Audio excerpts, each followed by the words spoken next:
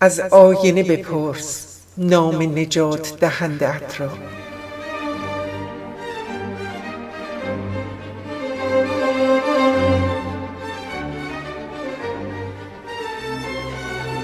لحظه ای با آرامش در برنامه فصل مشترک.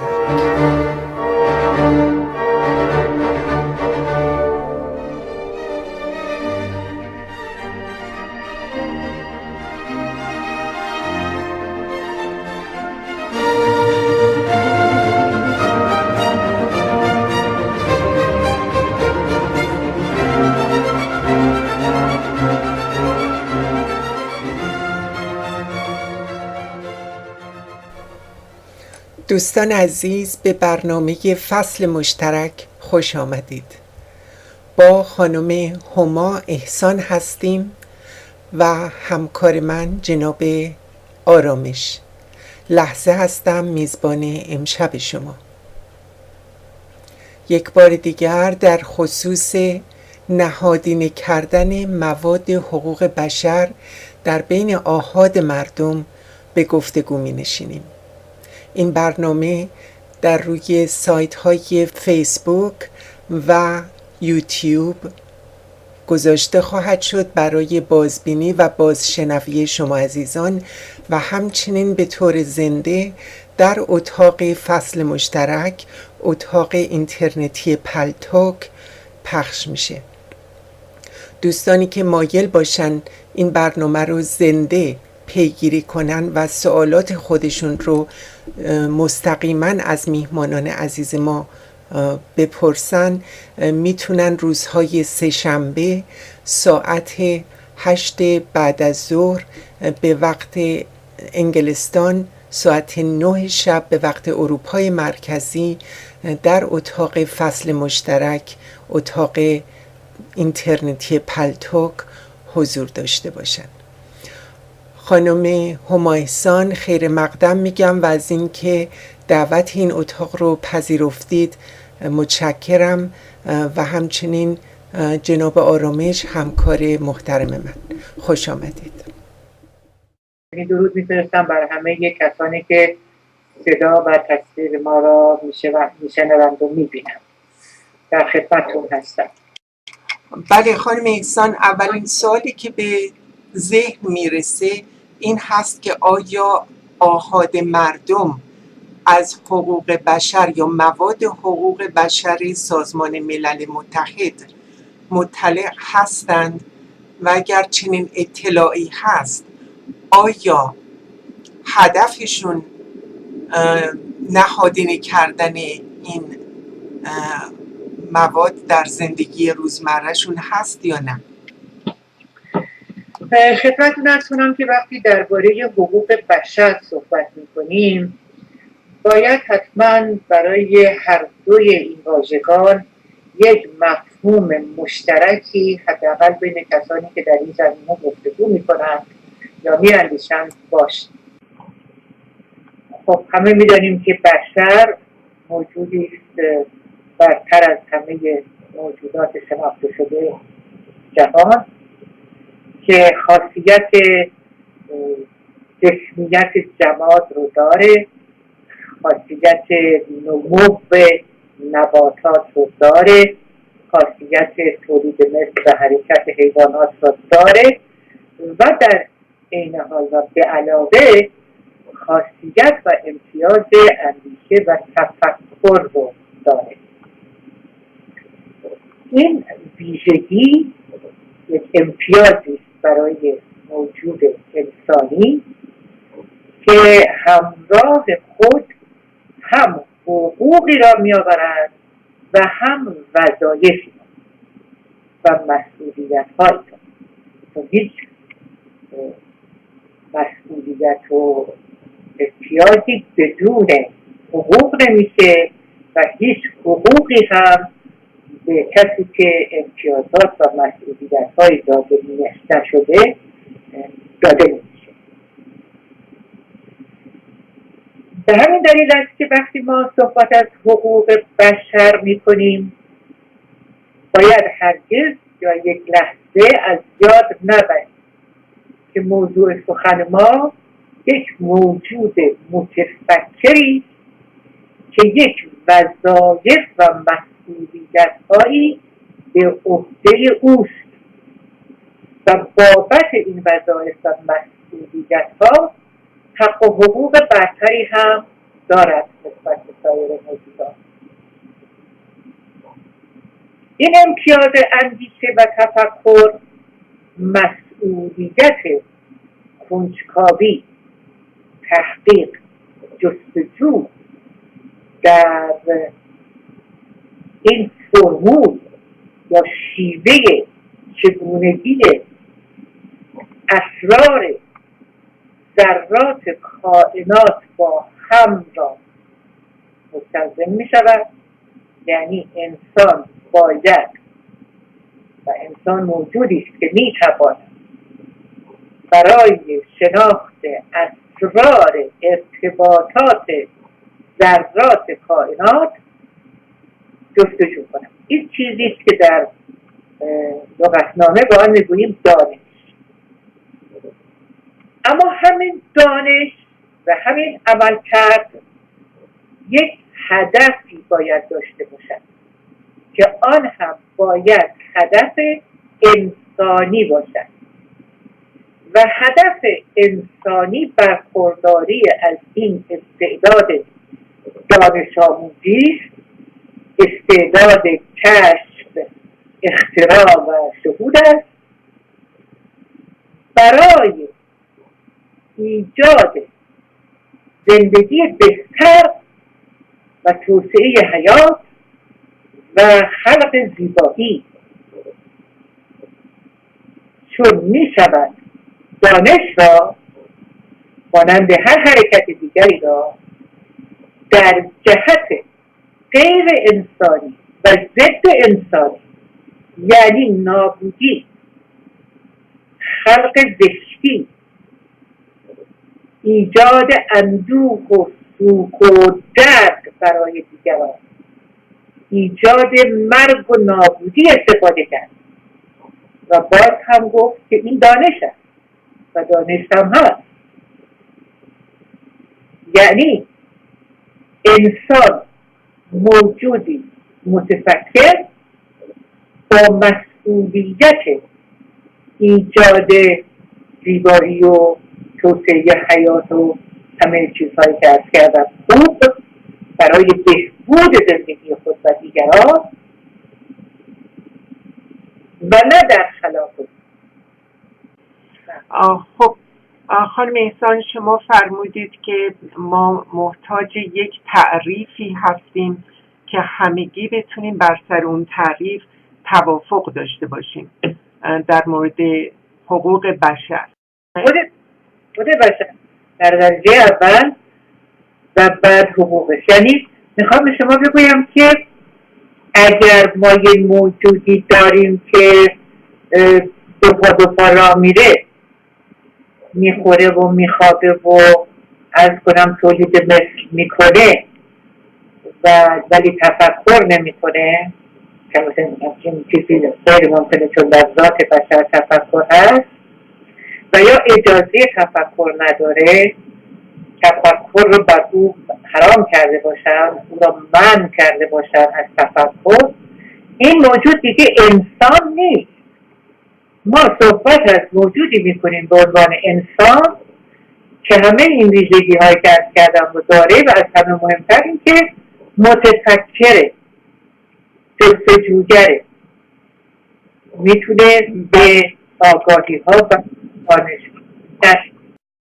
خانم احسان، من همینجا با شما یک زاویه پیدا میکنم، چون به نظر من به محض اینکه شما شروع کردید به تعریف انسان که چه کسی انسان هست، از همونجا ما باید پیدا کنیم که چه کسی انسان نیست.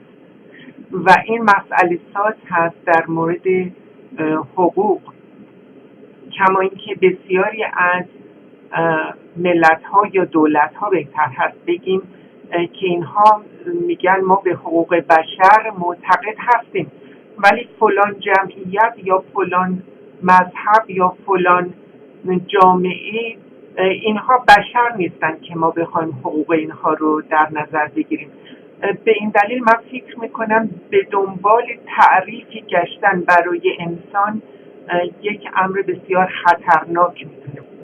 درسته. شما برای اندازه‌گیری باید یک معیار داشته باشید، یک ضابطه سنجش داشته باشید.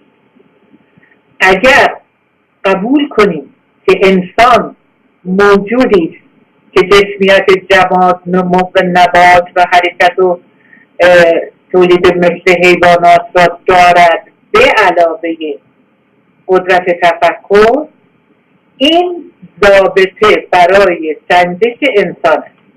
حالا اگر شما می‌فرمایید که یک موجودی به دلایل فیزیکی، به دلایل شیمیایی، به دلایل گوناگون قدرت تفکر خود را از دست داده، بهش در علم پزشکی هم میگن این آدم اشتباه شده، یعنی نزول کرده به مقام حیات نباتی، چون قدرت تفکرش رو از دست داده. حقوقی داره، باید از اون نگهداری کرد و او آب و دانه رساند و آفتاب و آب و ازش دریغ نکرد و همه اینها، ولی انتظاری دیگه از اون نمیشه داشت و مسئولیتی نداشت. پس به این ترتیب اگر ما ضوابط روشن برای سنجش هر چیز، حتی اخلاقیات، حتی روحانیات داشته باشیم، ما اینقدر گیج و بیچ نمیشیم و کسی نمیتونه بگه ملت فلانجا چون سواد خواندن و نوشتن ندارن پس انسان نیستن، چون فقیر هستن پس انسان نیستن، چون یاد نگرفتن که چطور حقوق خودشون رو حفظ کنن یا به حقوق خودشون واقف نیستن انسان نیستن. اینطور نیست.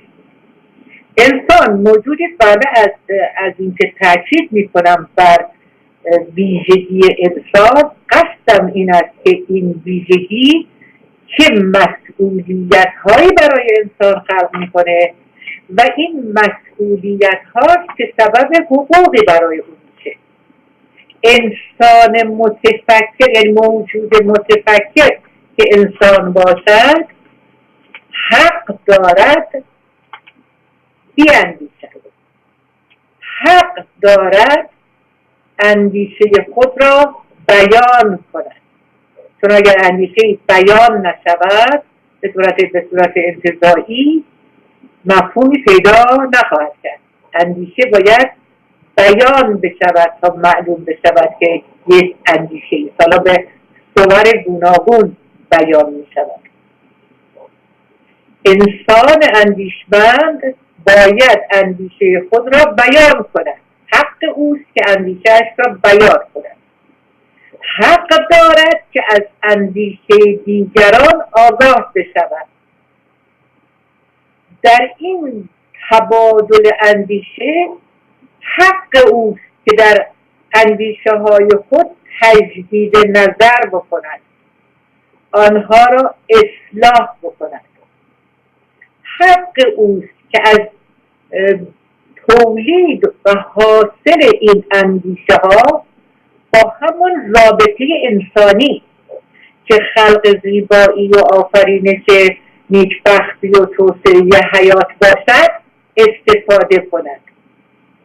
حالا اگر کسی بگوییم که همه این کارها رو دارد و همه این استعدادها رو دارد ولی از این قدرت اندیشه و همه بازتاب‌های آن، همه فراورده‌های اندیشه جهت نابودی و خلق زشتی و سوک و غم و اندوه و بدبختی برای خود و دیگران دارد بهره برداری می‌کند، من اون موجود رو انسان نمی‌دونم.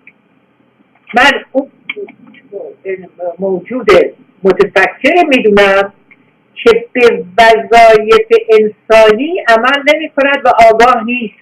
خانم احسان، من اینجا احساس خطر میکنم، چون به محض اینکه شما حد و مرزی برای انسان بودن و انسان نبودن مشخص کردید، این حق رو به طرف مقابل هم میدید که او هم حد و مرزی تعیین بکنه برای شناخت انسان و مطابق ویژگی هایی که او در ذهن خودش میپروره شاید من و شما انسان نباشیم. این هست که من واقعا اینجا احساس خطر میکنم به محض اینکه کسی میخواد انسان رو تعریف بکنه. خدمت میکنم که تا زمانی که ما به این تعریف مشترک درستیم هیچ گونه مسئله از مسائل انسانی حل نمیشه. توجه داشته باشید، عرض کردم در آغاز قضیه ما باید به یک تعریف مشترک از انسان و حق و حقوق او داشته باشیم. اگر ما به این تعریف مشترک درستیم همین است که هست. و این که شما میگویید کسانی میآیند یک دلایلی ارائه میدهند که نتیجهش این باشد من و شما انسان نیستیم، ما صحبت از دلیل نمی کنیم، ما صحبت از ضابطه می کنیم. اگر کسی بیاید بگوید انسان موجودی است متفکر که باید بکشد، خراب کند، زیبایی ها رو تبدیل به زشتی کند، شادی ها رو تبدیل به سوگ کند، این است ضابطه انسانی.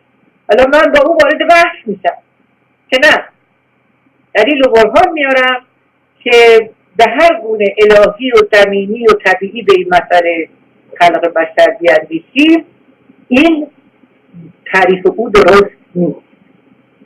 اما اگه تعریف ما درست هست از نقطه نظر او که میگوید بله انسان از نیروی تفکرش در راه بهزیستی و همه خدمات از شده استفاده باید بکند و مسئولیت او شناخت طبیعت یعنی شناخت خداوند، مسئولیت او درک اسرار ارتباطات ذرات کائنات با هم، مسئولیت او گسترش حیات است.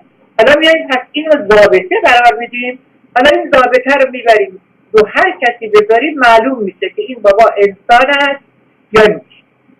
حتی روی اون فقیرترین و بی‌سوادترین و محرومترین انسان در هر جنگل و جزیره در هر جای جهان که این رو بگذاریم مشخص میکنن که این موجود که دارد فرض کنید که از دانش خود نسبت به طبیعت تا این حد استفاده میکند که یک لانه‌ای خانه‌ای برای خود فراهم کرده و از بچه خود که دوستش داره حفاظت میکنه و دور و برش رو تمیز میکنه که داره زیبایی خلق میکنه، این انسان در میاد از توش، تا اینکه آدم‌های بزرگی که نامآور هستند و کارهای عجیب و غریب میکنن ولی نتایج عملکردشون به ضد بشر ختم میشه. ما اشکال اصلیمون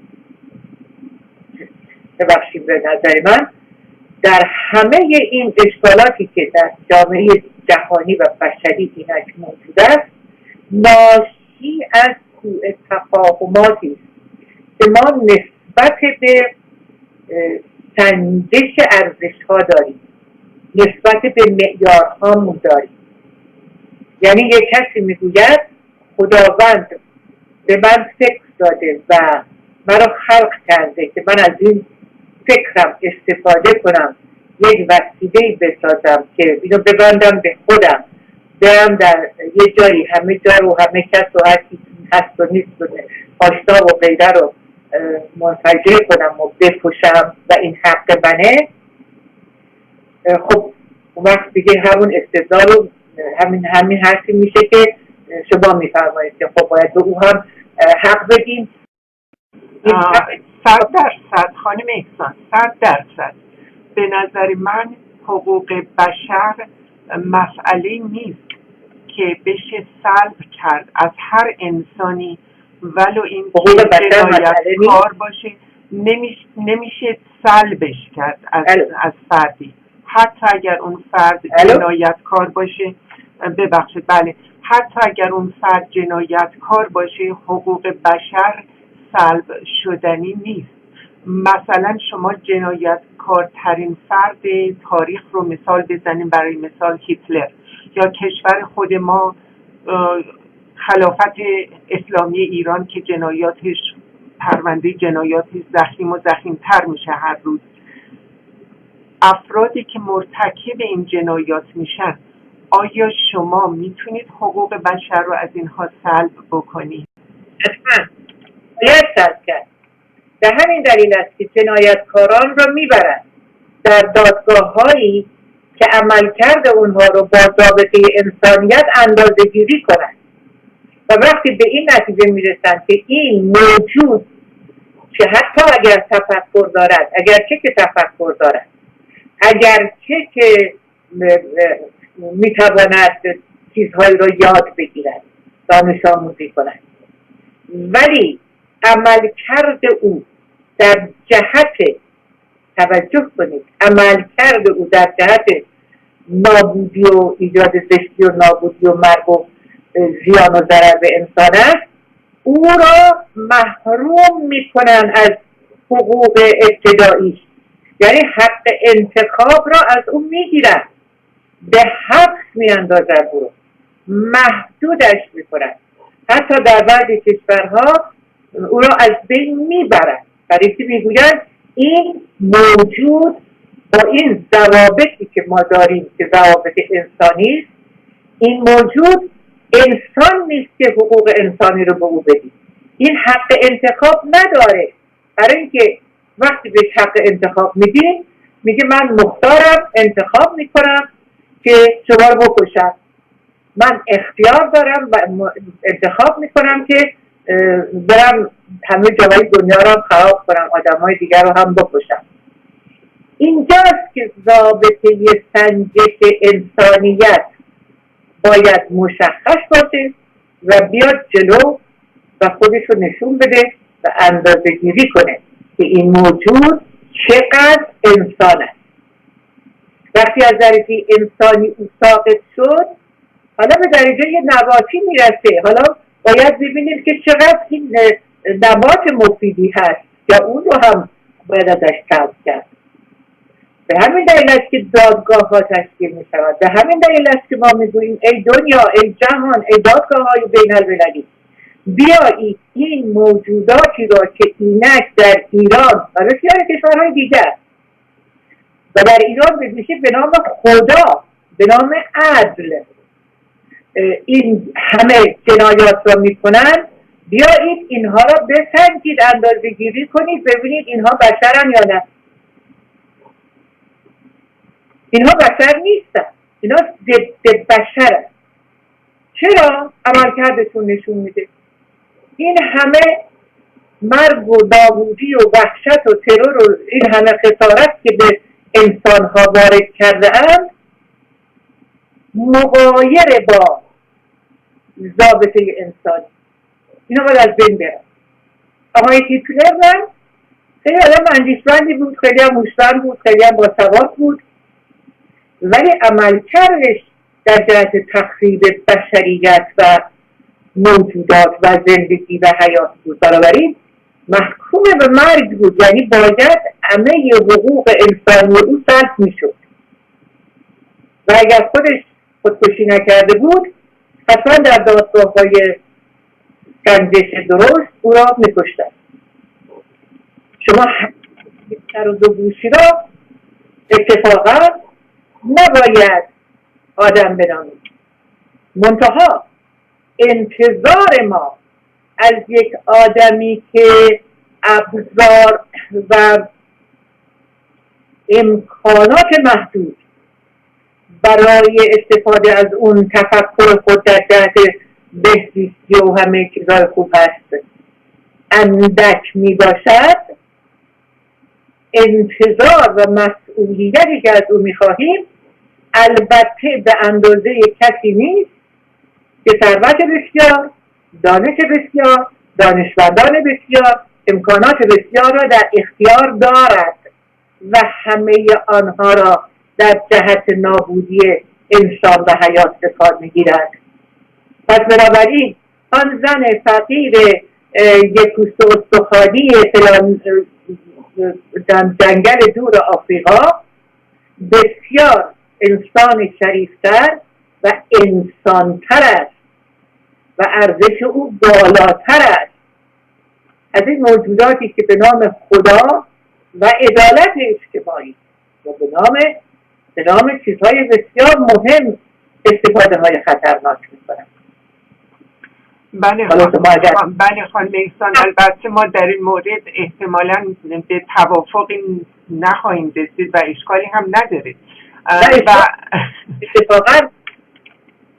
اتفاقا خانم لحظه اشکال همینجاست.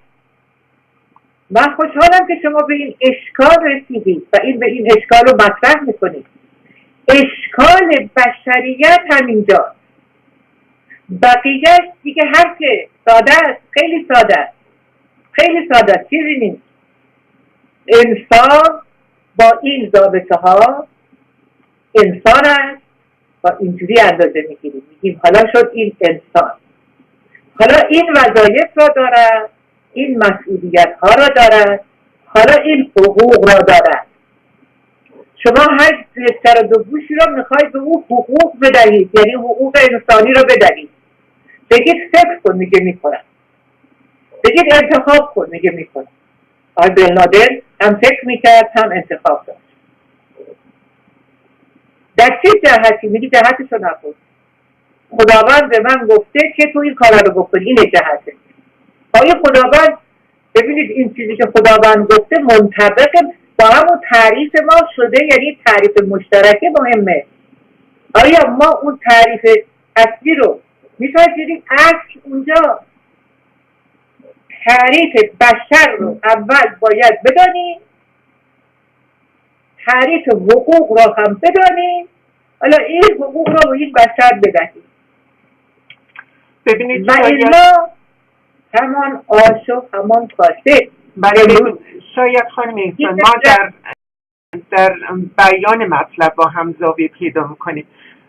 من هیچ دادگاهی رو در طول تاریخ بشر سراغ ندارم، اگر شما سراغ دارید نام ببرید، که کسی رو از مرتبه انسان بودن زیر سوال برده باشه یا انسان بودن رو، درجه انسان بودن رو از او گرفته باشه. حتی قوانینی که برای جنایتکاران، برای مجازات جنایتکاران گذاشته میشه، اینها یک ضوابط انسانی داره، به این معنا که حتی جنایتکاران هم حقوقی دارن و بر طبق اون حقوق به مجازات کار خودشون میرسن و محاکمه عادلانه میشن و اگر مجرم شناخته شدن اینها رو به اصطلاح زندان میکنن یا هر قانونی که در اون مورد متناسب تشخیص داده میشه. و این هم جزو موارد حقوق بشر سازمان ملل متحد هست، به این معنا که حق محاکمه عادلانه و حق مجازات متعادل با جرم. شما می توانید بفرمایید تعریف جرم چیه؟ بله، جرم به نظر من شکستن قوانینی هست که مدون هستند در سطح یک کشوری و طبق مواد حقوق بشر سازمان ملل متحد این قوانین داخلی کشورها باید در راستای مواد منشور باشند و نه بر ضد اون. از کنم که من رو گرفتار کردید و قضیه رو پیچوندید و رفتید یه جاهایی که حالا امیدوارم وقت اجازه بده که ما به این جاها برویم. فرمودید که سرپیچی از قوانین یک مملکت. بعد فرمودید آن مملکتی که قوانینش مطابق با از کنم که منشور حقوق بشر سازمان ملل متحد باشد که در سال 1947 نوشته شده. و من بنده براتون یک مثال میارم، حالا شما تکلیف بنده رو روشن کنید. در منشور حقوق بشر سازمان ملل متحد آمده است که قوانین در کشورها باید نسبت به اهالی به طور مساوی عمل بشود. خیلی خوب، یه ضابطه است. و همچنین در این پیمان آمده است که افراد و ارز کنم که اتباع یک کشور برای احقاق حقوق خود باید به دادگاه ها و مراجع قانونی همان کشور خودشان ارجاع کنند. بنده در سال 2006 یا 5 بله دقیقا یادم میشه، یعنی آخرین اجلاس کمیسیون حقوق بشر در ژنو که پس از آن شد شورای حقوق بشر سازمان ملل، بدو و خسته و نالان رفتم آنجا خودم را برسانم به رؤسای این کمیسیون حقوق بشر که داشتم سمینار جهانی برگزار میکردم، بگویم که آقا بنده ایرانی هستم، از ایران آمدم، زنی هستم، بچه‌ای داشتم، پدر این بچه من او را کشت، هیچ کاریش هم نکردم. گفتم پدر بچه را بکشد قصاص نمی شود. یک فرزند دیگری داشتم، دچار بیماری روانی بود، گفتم دیوانه است. یه عاقلی آمد او را کشت، گفتن عاقلی که دیوانه را بکشد مطابق قانون مجازات نمی شود. گفتم فرزند دیگری داشتم که او هوادار یه سازمانی بود که مخالف جمهوری اسلامی است، علیه جمهوری عملیات مسلحانه انجام داده، ولی این بچه من فقط هوادار بود، فقط یه مجله رو میگرفت و میخوند و دوستشون داشت. بردن کشتنش بدون محاکمه، گفتن این برابر قانونه. من رفتم به دادگاه این مملکتم، چون حقوق بشر گفته برام به این دادگاه مملکتم. گفتم شما چه اعتراضی دارید؟ یه خانم دیگر اتفاقا اومده بود که باهاش همین طوری رفتار شد، ما مساوی عین شما با او هم رفتار کردیم بر اساس قوانین حقوق بشر، به طور مساوی با شما عمل کردیم. این آقایون منو مثل چه میدونم عاقل در سفیر نگاه کردن. باها چی میگی؟ گفتم شما ای سازمان مللی ها، ای کمیسیون حقوق بشری ها، نمایندگان این قوانین و مجریان این قوانین و مقررات رو به رسمیت شناختید، به عضویت پذیرفتید. یعنی گفتید بله باریکالله داستان شما درسته، حالا بریم قوانینتون رو اجرا کنید. خب این قوانینه، چرا به اینا حالا ایراد میگیرید؟ یه روز درمون براشون نمیدونم حکم نمیدونم ما خوشمون نمیاد و محکومیت لفظی و از این حرفا صادر سر به سرشون میذارید. اینا انسان‌هایی هستن، این قوانینشونه، بر اساس این قوانین هم اینجوری عمل میکنن. ما به کی بریم کجا بگیم چی؟ ببینید مشکلات از اینجا ناشی میشه. هر قانونی که با ضابطه انسانی نخواند مردود است. این رابطه انسانی و وظیفه بشری باید در سنجش همه اعمال و قوانین و مقررات بشری به کار گرفته بشود. اون رابطه انسانی نمی شود. بارها بعد در سخنانم نوشتارها سالیان سال است به زبانهای بسیار ساده به اندازه سواد خودم مثالهای بسیار ملموس آوردم که بابا شما نمیتونید برید نمیتونید برید دکان بقالی بگید آقا 2 متر نخود لوبیا بده. هیچی غلط نیست اینجا. نخود لوبیا بقالی شما خریدارید، اونم فروشنده است. فقط یه چیزی اینجا غلطه، ضابطه سنجش اندازه‌گیری. نمیتواند اون بقاله بفهمد که شما چقدر نخود لوبیا میخواهید، چون نخود لوبیا را با متر اندازه نمیگیرد. بشریت را با قوانینی که بشر برای خودش درست کرده یا هر قوانین اندازه گیری نمی کنیم. نباید کرد. با یک اصلی باید اندازه گیری کرد که اصل تعریف بشر باشه. حالا از اونجا شروع کنیم به کار. خب خانم احسان، این تعریف رو چه کسی انجام میده؟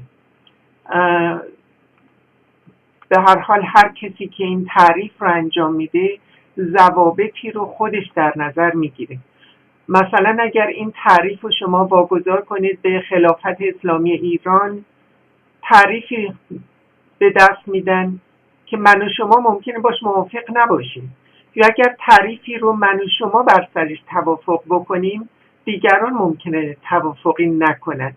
این مثالی که شما زدید، ببینید من کاملا موافق هستم در مورد مواد حقوق بشر و یا مسائلی که مربوط میشه به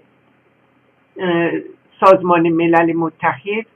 بنبست های بسیاری وجود داره، به هیچ وجه ایدئال نیست این موقعیت. نه موقعیت ایدئال هست، نه این مواد ایدئال هستن، ولی بهترین دستاوردی هست که ما تاکنون داشتیم و در این دستاورد، در این 30 ماده منشور و دیباچه اون، هیچ اشاره‌ای به تعریف بشر نشده.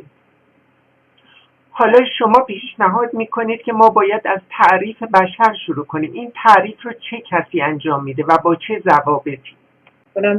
که اشکال همین است که ما چسبیده ایم به یک چند صفحه‌ای که نمیدونم ده سال پیش یه چند نفری نوشتن و میگوییم این بهترین سندی است که در دست داریم. بنده میخوام بگویم که به همون درجه که خود این سند مغشوش است و کمبود دارد، جامعه بشری هم دچار همین اغتشاش و کمبودها هست. این منشور حقوق بشری که ما ازش حمایت میکنیم و بهش متوسل میشیم، خودش واجب اصلاحات هست و اشکال اساسی در آن همین است که بند اولش با یک جمله آغاز می شود که خود این جمله درست نیست. میگوید انسان آزاد به دنیا می آید و آزاد باید زندگی کند و این چنان و اون چنان. بنده سخنم این است که هیچ موجودی از جمله انسان آزاد یعنی بی قید و بند، آزاد یعنی رها، بی قید و بند، غیر وابسته، به دنیا نیامده و نخواهد آمد. به ویژه انسان که از لحاظ جسمی وقتی متولد میشه نافش به شکم به وسیله ناف به مادرش وصله و اگر قیچی ندارن این رابطه رو قطع بکنن، این مادر و بچه باید همچنان با این تنابه با هم راه برن و وقتی که قطع میکنن، این موجود جدید دارای صفات و مشخصاتی که خودش انتخاب نکرده، هیچ گونه آزادی در انتخاب هیچ کدوم از این مشخصات، از رنگ چشم و مو و پوست گرفته تا ژن‌های مختلف، نداشته و ندارد. حالا او در یک خانواده‌ای به دنیا می آید، فقیر است، یکی غنی، یکی به زبان فارسی، یکی به بنابراین تمام آنچه که از آن لحظه تولد بر او وارد می شود، به قول مظلوم به این جعبه تاریک وارد می شود، تا اونجایی که بتواند به خودش بگوید این منم، همه چیزهایی است که ما در مجموع میگوییم تأثیر محیط یعنی تربیت و این بچه در اینها هیچ آزادی انتخاب نداشته و اون چیزی که در اون لحظه‌ای که میگوید من انتخاب میکند مبتنی و نتیجه و بازده همه آن داده هایی که خودش انتخاب نکرده. کجای این جمله وقت درست در میاد انسان موجود آزاد به دنیا آمده؟ خانم لحظه، بنده یه موجود ناقابلی هستم ولی یه موجودم که فکر میکنم. حالا یه وقتی هم فکرامو بیان میکنم، شماها به من یه مجالی میدید که بیام سرتون رو درد بیارم، افکارم رو بیان کنم، مینویسم، میگم از این کارا و هر وقتم هر کاری میخوام بکنم که نمیدونم این درسته یا غلطه، نمیرم از خدا بپرسم که به من وحی کنه، میرم اون ضابطه‌ای رو که به عنوان بشر و مسئولیت انسانی دارم در میارم، میذارم روش، میبینم آره این بد نیست، کم نمیاره یا یه ذره کم میاره یا تقریبا درسته یا کاملا درسته، انجام میدم یا انجام نمیدم. تمام بفرمایید چه کسی باید این قوانین رو بنویسه یا تعریف رو بنویسه؟ چه کسی باید تعریف بشریت رو بنویسه؟ شما بنویسید. شما بنویسید.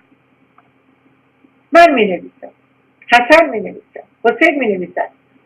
اینها میشن حاصل اندیشه های ما، حاصل اندیشه انسانی. بیان می کنیم. بعد داره الان بیان می کنم. شما بیان می کنید. ما در اثر این بیان متقابل از یکدیگر تأثیراتی را میگیریم و به همدیگر تأثیراتی را میدهیم، نتیجه میدهد. خیلی کار مشکلی نیست این کارها. تفکر لازم است. ما باید برگردیم به این مفهوم مشترک افراد بشر از بشر و حقوق، از اونجا شروع کنیم و الا بقیهش اون وقت میشه همین چیزایی که میگیم حالا نسبیه و حالا نمیدونم فرق میکنه و بشر مسلمان حقوقش جداست و بشر اسلامی یک موجود دیگری است و حقوق یک جامعه فقیر و چیز دیگر. اینا همه گرفتاری های ناشی از عدم توافق بر مفهوم مشترک انسانیت و حقوق. خب خانم احسان، شما میفرمایید که هر کسی باید این تعریف رو از انسان رو دربارش تفکر بکنه و مطرح بکنه. به نظر من اگر چنین باشه به تعداد نفرات زنده روی کره زمین ما تعریف خواهیم داشت از انسان و انسانیت و اگر ما بخوایم این رو معیار قرار بدیم برای رعایت حقوق افراد، دیگه موقعیت از این بلبشویی که الان هست هم خطرناکتر خواهد شد. به هر حال من واقعا احساس خطر میکنم اگر که مسئله رو بخوایم بیاریم و روی تعریف بشر بخوایم مطرح کنیم و دور بزنیم اونجا زاویه بدیم، اونجا مرکزیت بدیم. ببخشید، شما میفرمایید که مواد حقوق بشر مشکل داره. من هم با شما موافق هستم، بسیاری هم با شما موافق هستن، ولی آیا ما منشور دیگری داریم در جهان که بیش از منشور سازمان ملل متحد بر سر اون توافق شده باشه؟ خدمتتون عرض کنم که این منشور 1947-89 بعد از جنگ جهانی دوم نوشته شد. اولش هم یه چیز دیگه بود، حالا بگذاریم به این شکل که در اومده. 50-60 سال حد حساب کنید با ترنگوش. ببینید ما یک نسل دیگری هستیم، زمانه دیگری. حالا این سازمان ملل که اصلا هیچ سازمان ملل متحد اصلا هیچ شباهتی این تشکیلات موجود به این اسم نداره. اینجا سازمانی است برای نمایندگان دول مختلف و متحد هم نیستن. پس این غلطه. خب ولی حالا میگیم ما اصل ارتباطات از اصلاح همین سازمان باید شروع کرد. یک عده‌ای باید برسیدن همانطور که منشور کنونی حقوق بشر را شتاب زده نوشتن و دادن زعمای همه کشورهای جهان امضا کردن و تا امضا نکردن گفتن شما در جزء جامعه جهانی ما قبولتون نمی‌کنیم. همین کار امروز باید بشود با تجدید نظر کلی درباره همین منشور. برای که خیلی با گیج نخوریم میگم بروید همین منشور رو بذاریم ببینیم اشکالاتش کجاست. این اشکالاتی که اینک خود این نهاد سازمان ملل به اصطلاح متحد که اصلا اسمش به رسمش ارتباطی نداره، در ساختار خودش داره، در ارتباطات خودش داره، در کاربرد خودش داره، ناشی از همین است که خیلی چیزها روشن بیان نشده. پیشنهاد می‌خواهید بنده پیشنهادم در همین سازمان ملل متحد، همین چیزی که اینک حقوق بشر شد شورا در ساختار این سازمان، یعنی شورای امنیت یک شورا، شورای حقوق بشر هم یک شورا، بنابراین بالاتر رفته بخواد. بنده پیشنهادم این است به شورای حقوق بشر سازمان ملل متحد پیشنهاد میکنم بیایید یک ضابطه‌ای بنویسید برای سنجش انسانیت و مفهومی بگذارید برای حقوق و در برابر این حقوق مسئولیت بگذارید برای این کسی که میخواد از این حقوق استفاده کنه. شما یک کارگر خونه‌تون رو میخواید استخدام کنید، بهش میخواید نمیدونم ساعتی 10 تومن 20 تومن 1000 تومن چه میدونم $10 حقوق دستمزد بدید، به اون میگوید که باید چه کارها بکنه تا این دستمزد این حقوق رو بتونه بگیره. شما میری کارمند اداره میشید، به شما میگن اولا چه شرایطی باید داشته باشید تا عضو این اداره ما بشید، ثانیاً این کارها رو باید بکنید تا این حقوقش باشه. اما وقتی به کل بشر میرسیم دیگه نمیدونیم کیه، چطور گاو پلنگه، نمیدونیم بشر کیه، نمیدونیم مسئولیتاش چیه، نه بنابراین میدونیم حقوقش چیه. بنابراین یک کسی در میاد میگه حقوق من اراده منه، اراده من این است که تشخیص دادم و میگویم که تمام یهودیان جهان رو باید سوزون، برای که خوبه اصلا خیر بشره. این رقم نسل آریاب نمیدونم نسل بشر اصلاح بشه. خب ضابطه سندشش کجاست؟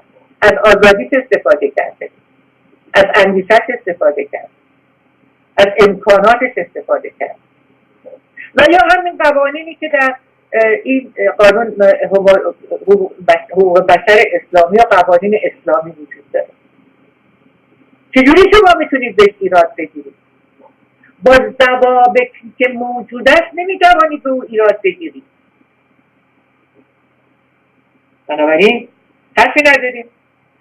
همین شترگاو پلنگ و همین جنگل مولایی که از جهان به وجود آمده ناشی از همین نقطه بسیار ابتدایی و ظریف و حساس مفهوم مشترک از انسان و حقوق.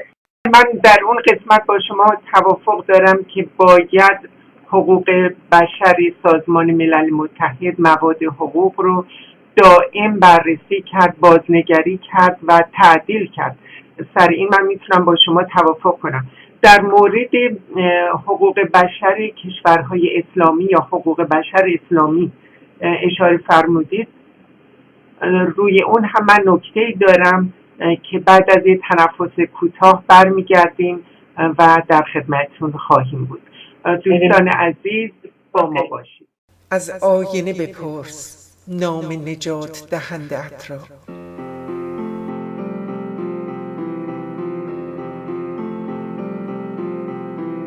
در بندها بس بندیان انسان به انسان دیدم، از حکمبر تا حکمران حیوان به حیوان دیدم. در مکر او، در فکر این، در شکر او، در ذکر این، از حاجیان تا ناجیان شیطان به شیطان دیدم. دیدی اگر بی خانمان از هر تباری صد جوان، من پیرهای ناتوان دربان به دربان دیدم.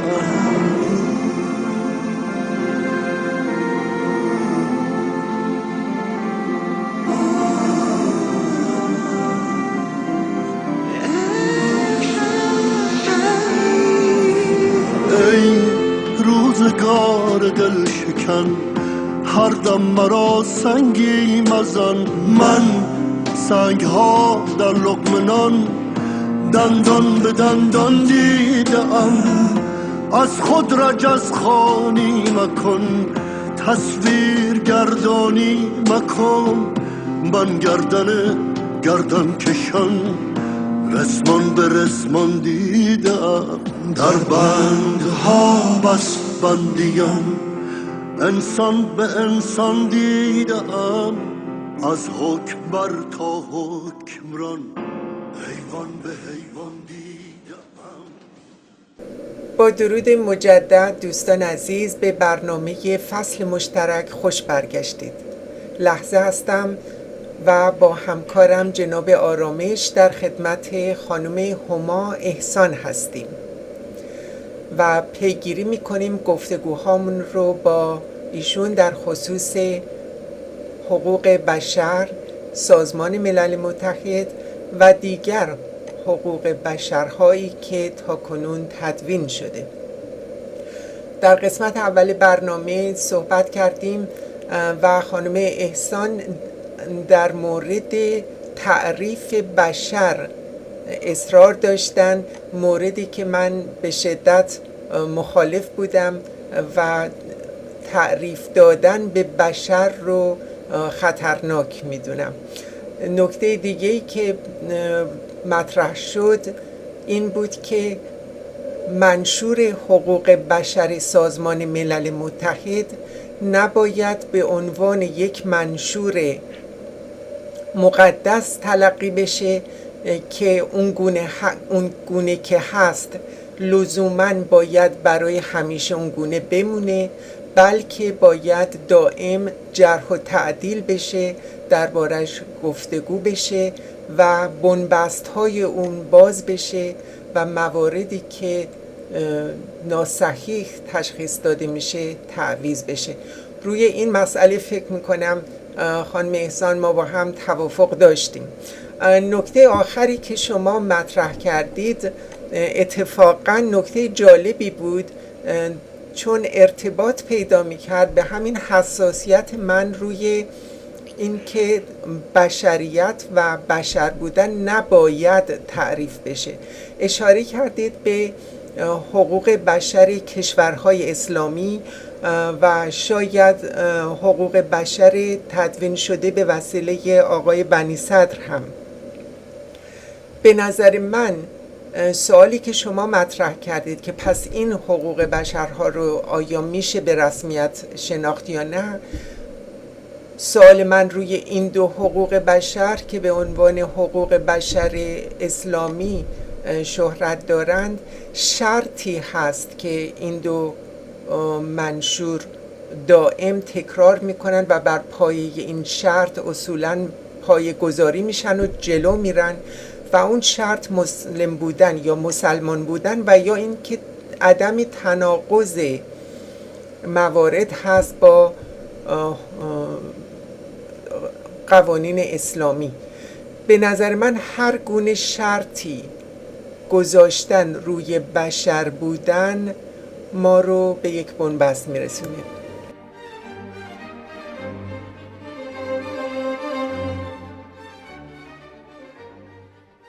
از اون لحظه‌ای که یه موجودی با قدرت تفکر که درش نهاده است، استعداد تفکر که درش نهاده است به دنیا میاد، موجبات شکوفایی این استعدادها برای او فراهم کردن. حالا این میره توی مسائل مختلف اجتماعی و اقتصادی و سیاسی و همه چیزها،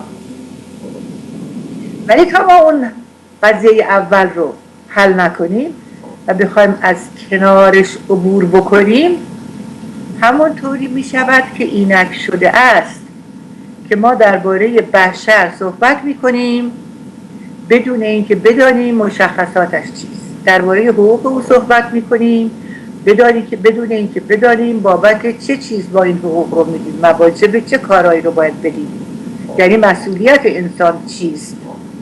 و بنابراین جهانی که اینک به وجود آمده با همه این اشکالات و بلبشویی که درش هست، به دلیل همین نداشتن پاسخ صحیح و مشترک برای همون سوال اول است.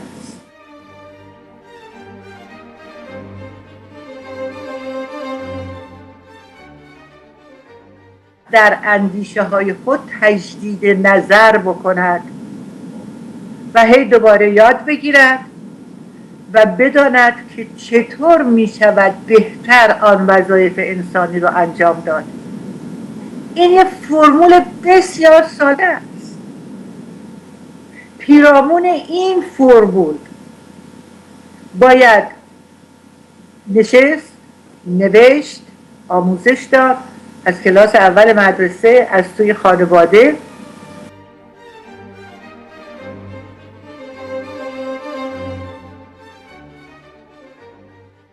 من انسان دو پا دزدی میکنم، بنابراین چه قانون مشترکی با همدیگه بذاریم. حالا اون قانون مشترک میتونه بشه اصل اول مثلا حقوق بشر. منظورم این بود، نمیدونم تا شاید واضح است. بله بفرمایید خانم احسان. اینایی که شما میفرمایید همه پدیده ها عوارض نداشتن مفهوم مشترک برای انسان و حق اوست. باز برمیگردیم به همین تکرار مکررات.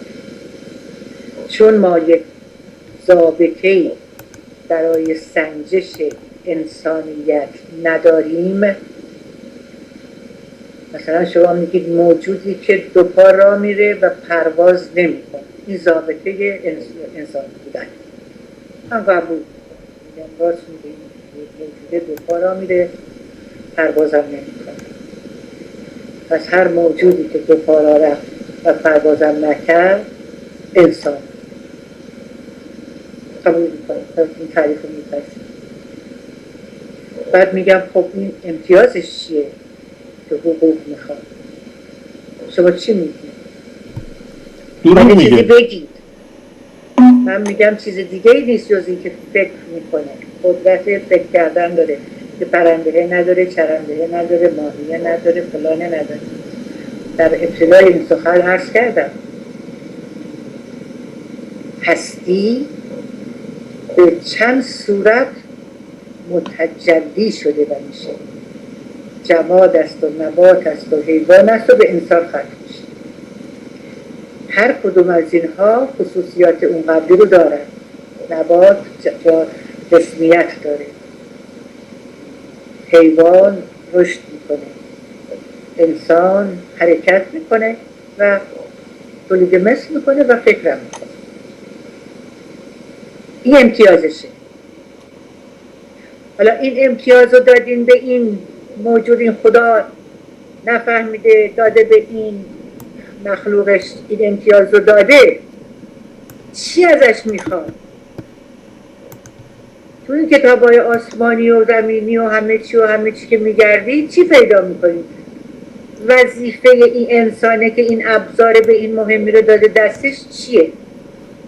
اگر اینو مشخص نکنید آقای آرامش جایی نمیرسیم. بنابراین بله ناچارید بگید خمینی انسانه، ناچارید بگید خامنه ای انسانه، چون دو پا راه میره پروازم نمیکنه. من دنبال ضابطه تشخیص انسانیت و وظایف و مسئولیت انسان میگردم که ببینم چقدر حقوق باید بشتم. شما این اصل رو هی میخواید ازش بپرید، برید بگید بریم سر اصل اول خط. این که شما بگید آخر خطه، اینایی که شما فرمودید آخر خطه.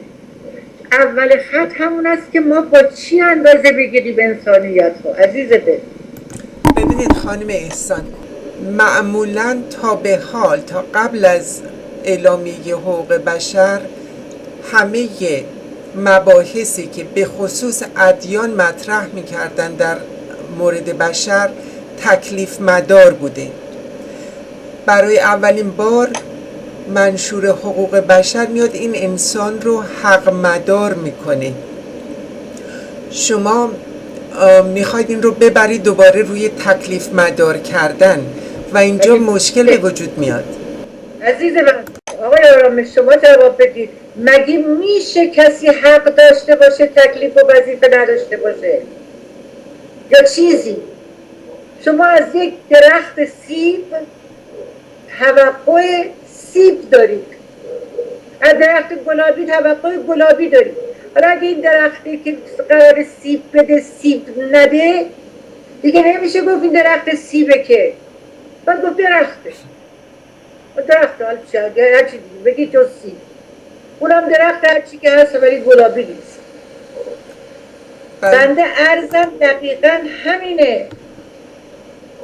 بندازید دور این اوراق رو. شما عمل رو فراموش کنید، اصلا انگار که هیچی تو دنیا هست. منم شما و این آقای آرامش و دوستانی که احتمالاً میشنون میخوایم به این موجوده که دو پا داره پروازم نمیکنه، خب اگه یاد نگیره شنام نمیکنه، عرض کنم که حقوق بدیم. خداوندم میخوام به این مخلوق خودم یه حقوق بدم، چون امتیازشو دادم. امتیازش اینه که فکر بلده بکنه. میخوام حقوق بدم. وظیفه مسئولیت نداره، حقوق میخواد. نیست همچین چیزی. همه اشیاء و همه ذرات هستی وظیفه و مسئولیت هایی دارن، از جمله انسان. تا اینو مشخص نکنیم راه به جایی نداریم.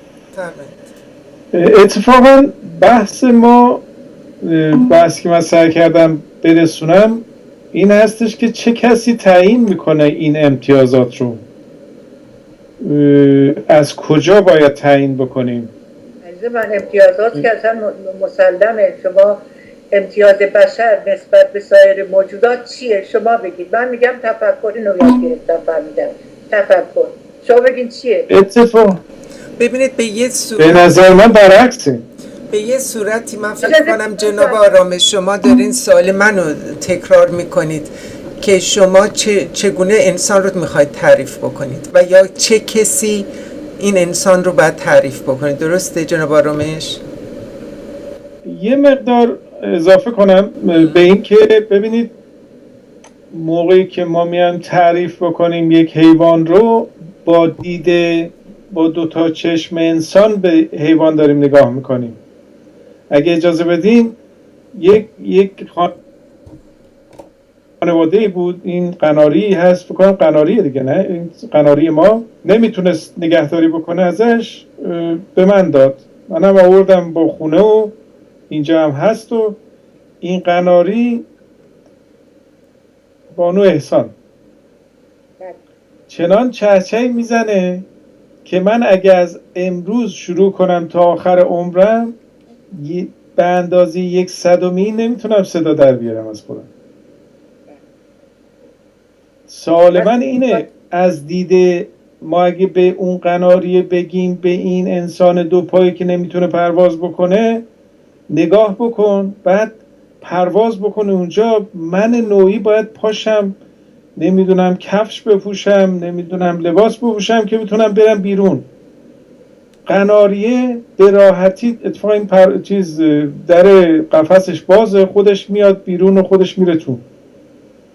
این پرواز میکنه دور و این به نظر من اگه بیان نگاه کنیم و بهش یه بلندگو بدیم، بیاریم توی مثلا فضای پلتاکی و بگیم که صحبت بکن، این انسانی که تو میبینی اینو تعریف بکن، حقوقشو بهش بده یا براش مشخص بکن، ارزشهاشو مشخص بکن. فکر کنم اول به قول شما یاد هادی خورسندی میفته. بحث من اینجاست، اون ارزشی که ما میخوایم بذاریم، اون وظیفه‌ای که میخوایم بذاریم، صدای چیز اومد، ارزش یا وظیفه‌ای که میخوایم بستگی داره چه کسی این رو میخواد به چه کسی بده. آیا اون حیوانم میتونه به من بده، به من نگاه بکنه؟ که به نظر میرسه که ما برای اینکه بخوایم حقوق بشر رو تعریف بکنیم، به قول معروف یک حقوق عمومی رو که حتی حیوانات هم بتونه اون دخالت بده باید وجود داشته باشه درش.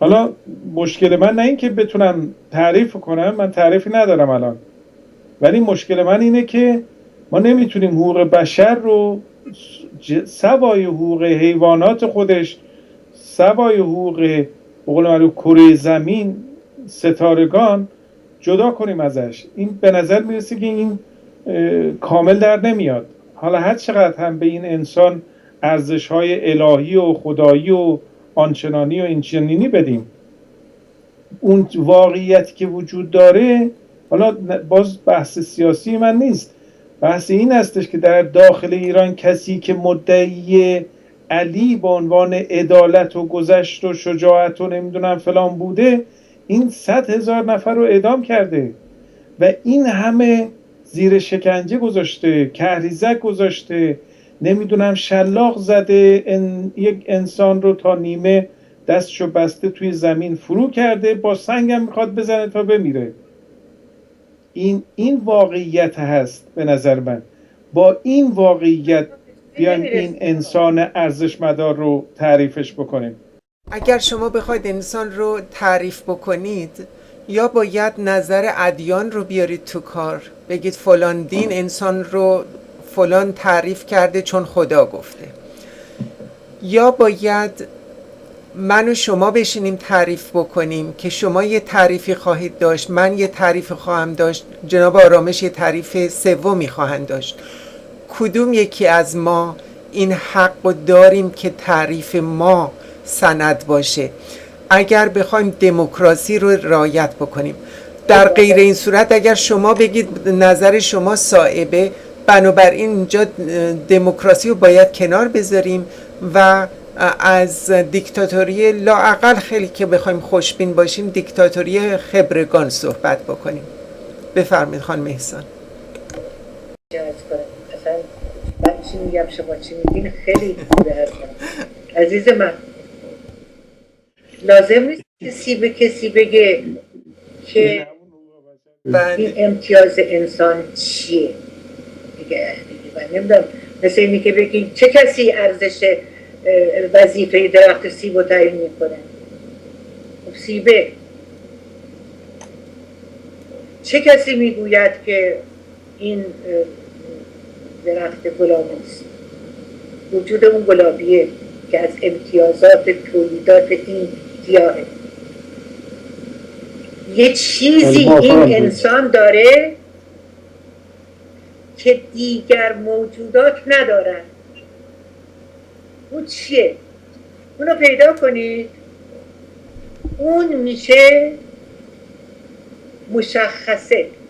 و امتیاز و نشانه اول انسان. من میگم تفکر. شما یه چیزی باید داشته باشی. به علاوه در پاسخ به اون سوال مطلبی که آقای آرامش گفتن که حیوانات اگر پرستونه، اگر قناری میخواد ما رو قضاوت کنه چجوری قضاوت میکنه، هیچ وقت یک مرتبه پایین‌تر قدرت شناخت یک مرتبه بالاتر رو نداره. یعنی هیچ وقت جماعت نه، شما اول باید ثابت بکنید که پایین‌تر یعنی هست. به نظر من اجازه به صدای شما رو نمیشنم. الان صدای شما رو نداره. که حیوان یعنی چی؟ حیوان هم نمیتونه بفهمه انسان یعنی چی. میگن انسان یه چیزی داره که اون چیزه سبب میشه که میتونه تسلط پیدا کنه، کنترل کنه، باهاش کار کنه، بالا پایینش کنه همه اشکال هستی رو. یعنی جسمه رو میتونه بتراشه، ازش مجسمه درست کنه، یه چیز زیبا درست کنه. گیاه رو میتونه کاری کنه که بهترین محصول رو بده. حیوانه رو میتونه کاری بکنه که بهترین استعدادهاش رو نشون بده. اون چیزه چیه که خودش داره؟ شما میخواید منکه دوباره من دنبال چی هست جواب بدم؟ ببینید به همون اندازه‌ای که شما میگید این انسان داره تفکر هست و این تفکر رو یک جنبه ایدئال بهش میدیم، اگه نگیم الهی، به همون اندازه مثل یه حالت صفر با بی‌نهایت مثبت هست و صفر تا بی‌نهایت منفی هست. شما از صفر تا بی‌نهایت مثبت رو در نظر میگیرید، میگید که این انسان دارای یک ارزشی هست و این ارزش تفکر رو داره. ببین این ارزش تفکره؟ ارزش نیست اینجا ارزش نیست آقا، اشتباه نکنید. نه چی این هست؟ ارزش نیست، این امتیازه. دقیقاً امتیازه. ما میگیم امتیازه. ویژگی انسان. بله امتیازه. بحث من اینجاست، این انسان از صفر تا بی‌نهایت رو هم داره، از حیوانات زده اونورتر، چون این انسان به عنوان یک نمونه آقا که نه خامنه‌ای، این انسان هزاران انسان رو کشته، در حال حاضر داره شکنجه میکنه، در حال حاضر قوانینی داره که میگه این انسان رو تا نیمه توی زمین بکنید. ببینید شما دارید یه قسمت از انسان رو صحبت میکنید که این دارای تفکر هست و اندیشه هست، قبول، منتها این اندیشه ضرورتاً چیز خوب و به درد بخور و آنچنانی که ما میخوایم ایدئالی ازش درست بکنیم در نمیاریم، نمیتونیم در بیاریم.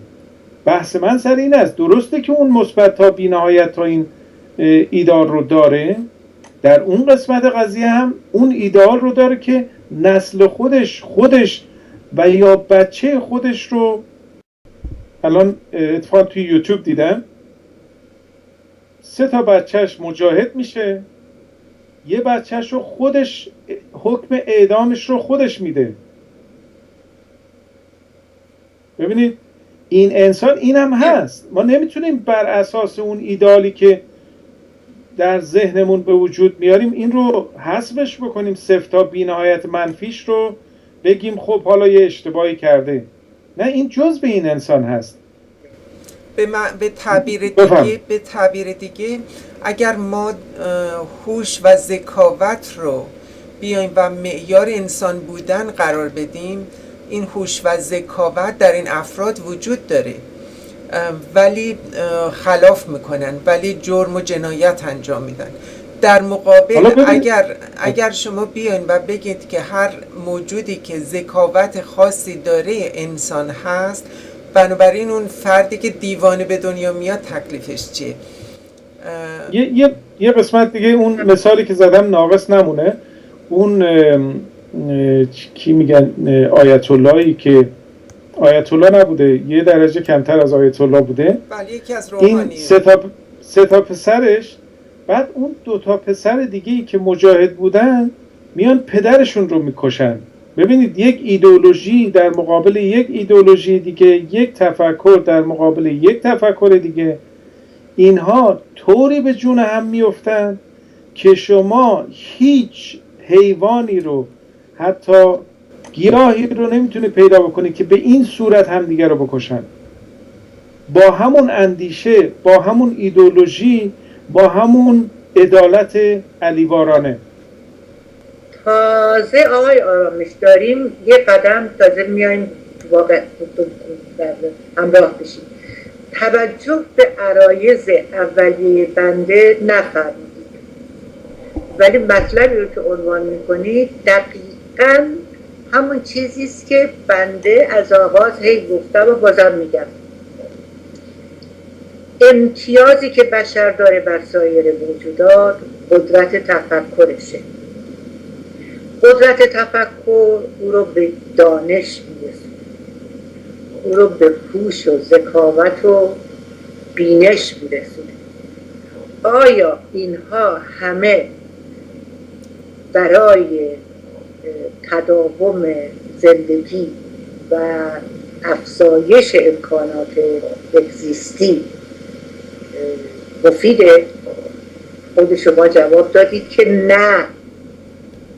این آقایونی که اسم بردید احتمالاً حتما از من باهوشترن، از من شاید بیشتر کتاب خوندن، علم دارن، قرآن بلدن بخونن و خیلی کارهای دیگه بلدن که من بلد نیستم، شما بلد نیستین.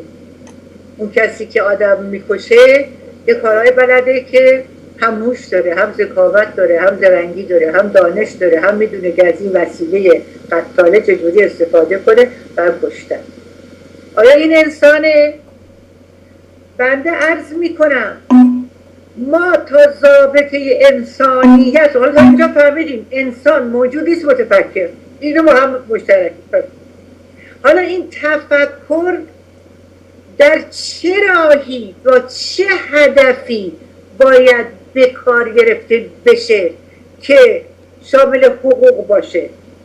یعنی شما میرید یه آدمی رو میارید به خانه‌تون، میخواین خونه‌تون رو رفت و رو و تمیز کنه، بهش یه مزدی بدید و این میشه کارگر شما. حالا این آدمی میاد همه پول و جواهر و هستی شما رو میدزده میره، دم درم میگه آقا حقوق ما رو بدید، تو قرار بود به ساعتی $10 بدی، ندادی، شما باید بهش بدید. با کارشو درست نکرده، در جهت خلاف وظیفش کار کرده، پس حقوق نداره. عرض بنده درست همینجاست. انسان موجودیست متفکر، اینو دیگه همه میدونیم، خدا کرده، طبیعت کرده، در اثر این ارتباطات ذرات هستی این موجود این قدرت رو داره، قدرت عظیم تفکر. این قدرت عظیم تفکر باید پرورده بشه در محیط، در فضا پرورده بشه. خوب بخوری، خوب بخوابی، ویتامین داشته باشه، فلان، این تفکر پرورده بشه. حالا با این تفکر باید چیکار کنیم که به مقام انسانیت برسیم؟ یعنی وظیفه ابزار، این ابزار تفکر رو باید برای چه چیز به کار بگیریم؟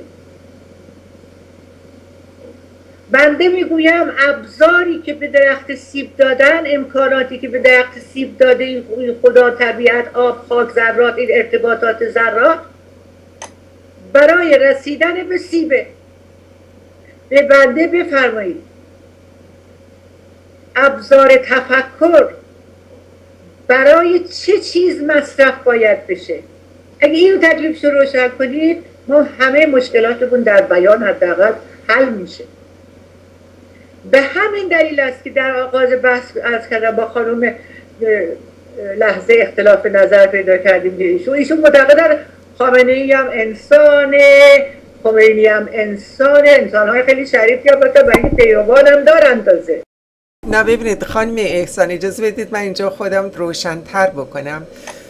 من مخالف این نیستم که اگر انسانی حقوق دیگران رو زیر پا میگذاره باید به مناسبت بر طبق همون حقوق تدوین شده محکوم و مجازات بشه. نکته‌ای که من با شما اختلاف دارم این هست که نام بشر بودن رو از روی این انسان نمیتونیم برداریم، چون اگر چنین بکنیم، اجازه بدید، اگر ما نام انسان رو از این روی این فرد برداریم دیگه حرجی اصلا بهش نیست. ما نمیتونیم حتی او رو محکوم بدونیم، چون محکوم که انسانی هست که میاد و حقوق دیگران رو زیر پا میگذاره. اگر ما این فرد رو از درجه انسانیت ساقط بدونیم که اصلا حرجی بهش نیست. نکته من اینه. بله. من اجازه بدید تو یادم نرفته. همینطور نگه دارید. موجودی یا انسانی که حقوق دیگران را از بین ببرد، این انسان نیست یا در نه، هنوز انسان هست ولی انسان جنایتکار هست. بشر است ولی انسانیت ندارد. خب همینجا باید به من بگید که این حق دیگران رو ضایع کردن، این حق یعنی چی؟ یعنی حق حیات. میاد آدمه رو میکشه، حق حیاتش رو ضایع میکنه.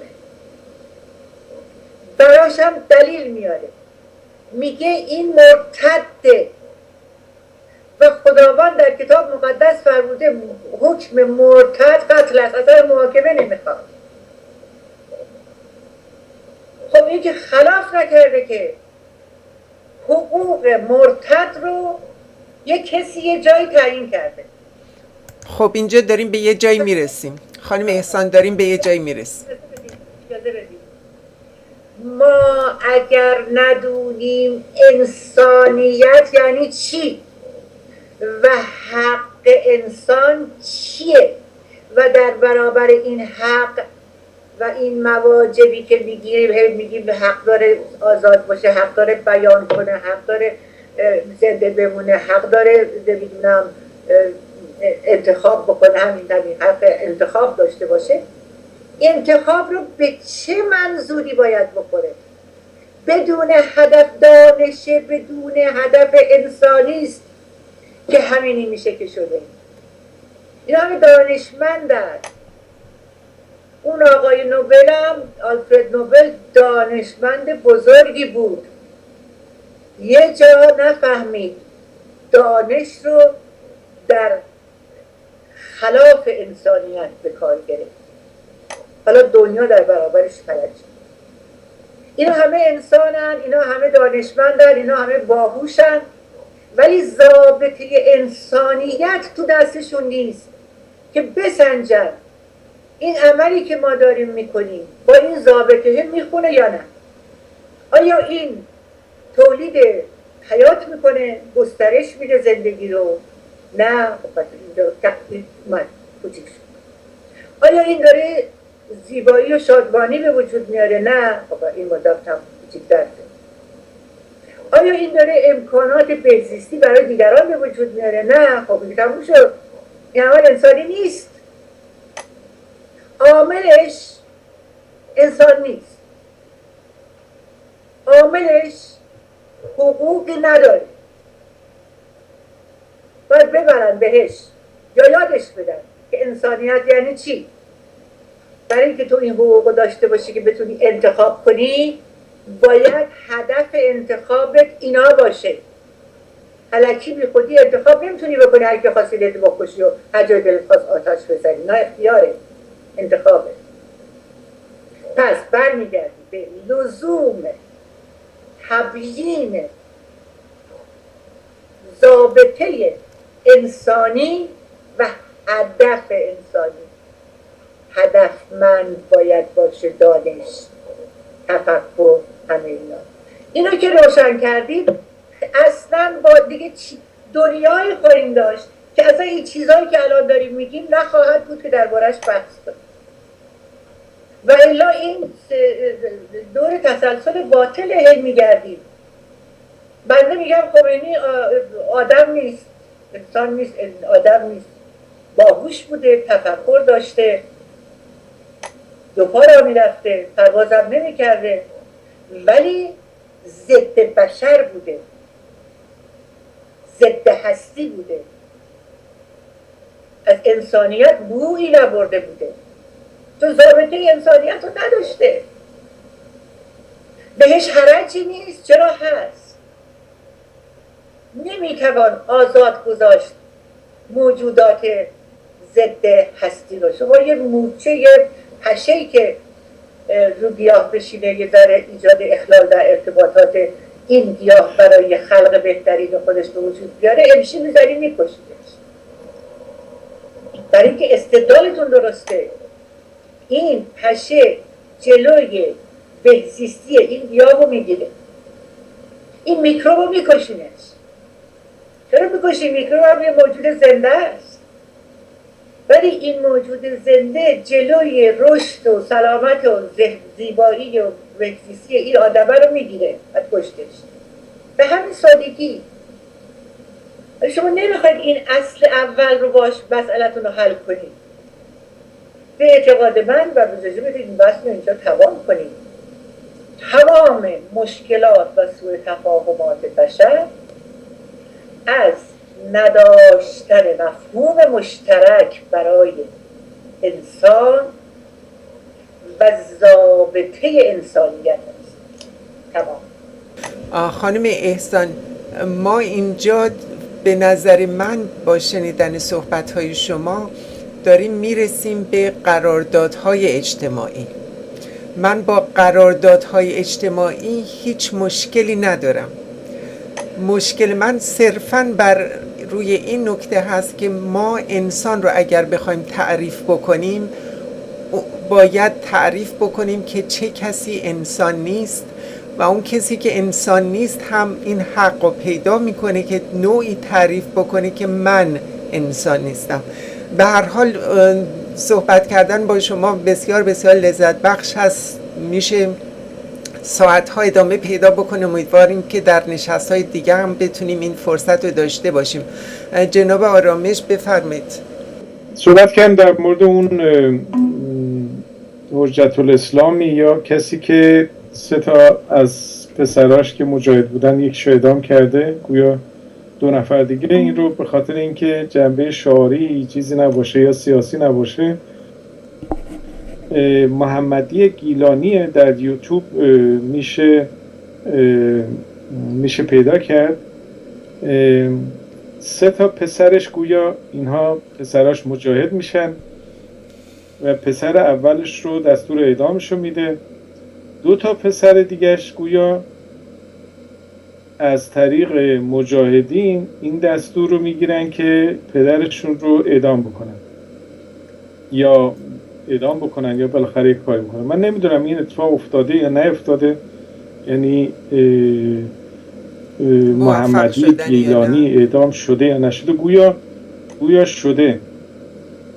این از لحاظ سندیت قضیه. مسئله من این نیست که چه کسی ایدش خوبه یا بده، کار اشتباهی کردن یا درستی کردن. این نمونه خیلی واضحی است از یک واقعیتی که این انسان با هر اندیشه‌ای، حتی اگر اندیشه خودش هم باشه، یعنی هر 2 تای اینها معتقد بودن که علی عدالت داره، علی شجاعت داره، علی گذشت داره. ببینید بحث به نظر نمیرسه که ما البته بتونیم به صورت از بالا به پایین این مشکل رو حل بکنیم. من با این گفته شما موافقم که به این نتیجه برسیم که قراردادهای اجتماعی وارد کارزار میشه، ضرورتش وجود داره. یعنی من مجبوریم که بالاخره با هم سر یه چیز موافقت کنیم، چون که اگه نه نمیتونیم با هم زندگی کنیم. حالا اون قسمتی که من میخوام تو این قسمت صحبت آخر تاکید کنم روش، این حیوان یا اون درخت سیب یا این گیاه، این هم حقوق بشر داره، حقوق گیاه داره، حقوق پرنده داره، حقوق خزنده داره، حق بودن داره، حق بودن داره. منتها ما چون زورمون بیشتره، حالا میگیم یک وسیله‌ای به دستمون اومده و این وسیله تفکر هست، میزنیم توی سر الاغ، در صورتی که از لحاظ الاغ بودن نمیدونم دیگه سندی لازم نیست. سند لازم هست یا نه؟ یا باید با این جناب طنز پرداز ایرانی صحبت کنیم، هادی خورسندی. مایک خدمت شما. مرسی از صحبت‌های پرجوش و واضحی که ارائه دادید. مایک متشکرم خانم هما احسان، ممنون از اینکه با ما بودید. اگر نکته به خصوصی دارید در انتها بفرمایید، در غیر این صورت قول یک نشست دیگر رو به ما بدید. خیلی ممنون و خوشحال میشیم خانم احسان. همیشه در بله جمال مهر ولی تا آدم زبان مشترک نداشته باشه، مفاهیم مشترک برای واژه‌های مصطلح نداشته باشه، گفتگو هم این نتیجه است. به هر حال خوشحال شدم در خدمتتون بودم و روز و شب خیلی خوبی رو برای همه آرزو می‌کنم. متشکرم، ممنون از لطف شما و از اینکه وقتتون رو به ما دادید. همینطور از شما جناب آرامش، از همکاری شما هم سپاسگزارم. دوستان عزیز، شما مغازه رو داریم می‌بندید. بله تازه شروع شده. شما دیر رسیدید. دوستان عزیز از اینکه با ما بودید ممنون و بازپخش این برنامه رو در سایت یوتیوب، در فیسبوک فصل مشترک میتونید داشته باشید. از آینه بپرس نام نجات دهنده‌ات را.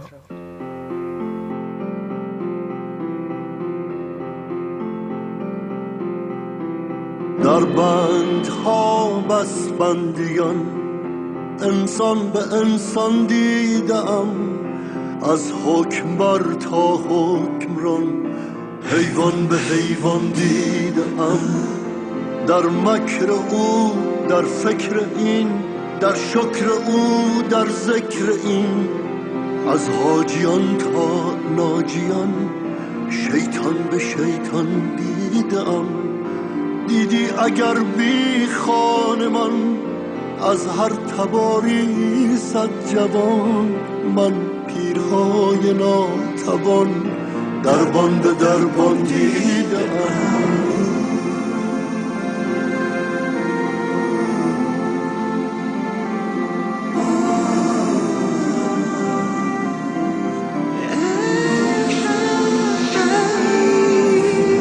ای روزگار دل شکن، هر دم مرا سنگی مزن.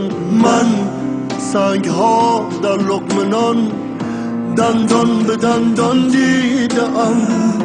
از خود رجز خوانی مکن، تصویر گردانی مکن. من گردن گردن کشان رسمان به رسمان دیدم.